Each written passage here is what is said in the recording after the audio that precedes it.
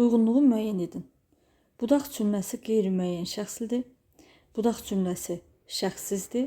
Budaq cümləsi müəyyən şəxslidir. Deyirdilər ki, onun bu işə böyük marağı var. Deyirdilər. Nəyi deyirdilər? Sualı deyirdilər sözündən çıxarda bildik. Demək, baş cümlədir. Onun bu işə böyük marağı var. Bu budaq cümlədir. Var. Nə var?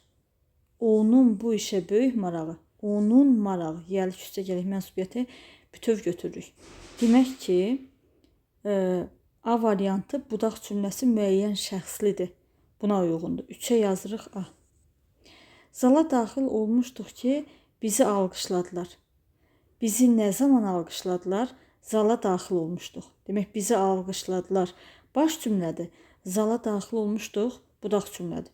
Nə etmişdik? Daxil olmuşduq. Kim biz? Mübtədamız yoxdur, amma biz əlavə eləyə bildik. Demək, 3-ə yazırıq B variantını. Daha sonra. Cüzəni faizdə sayarlar. Bunu heç birinə yazmırıq. Çünki bizdən tabeli mürəkkəb cümlə istəyir. C variantı sadə cümlədir. Xəbər verdilər ki, nəyi xəbər verdilər? Xəbər verdilər ki, baş cümlədir. Sərhəd xəttində sakitlikdir. Sakitlikdir. Harada? Sərhəd xəttində. Sərhəd xəttində sakitlikdir. Budaq cümlədir və mübtədası yoxdur, təsəvvür də olunmur. Şəxssiz cümlədir. Budaq cümləsi şəxssiz olan D variantını yazırıq. Elə danışırdı ki, necə danışırdı ki, baş cümlədir. Sanki hər şeydən xəbərdar idilər.